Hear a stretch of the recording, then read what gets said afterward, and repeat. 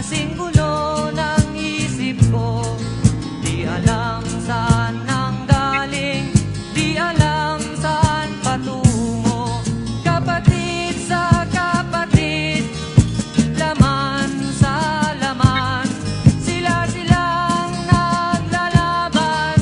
Di ko alam ang dahilan ng gulo.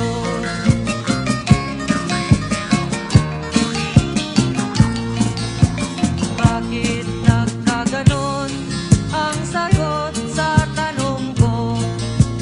Bakit kayo nag-away? Bakit kayo nagkagulo? Prinsipyo mo'y igagalang ko kung ako'y iyong nirespeto. Kung natulungan kayo, di sana magulo ang bayan ko. Sa bayan kong sinilangan, sa timog Cotabato, ako ay namulat sa napakalaking gulo.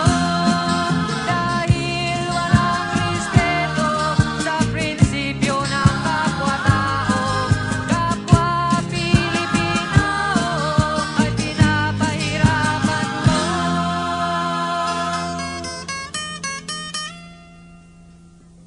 Ang gulo.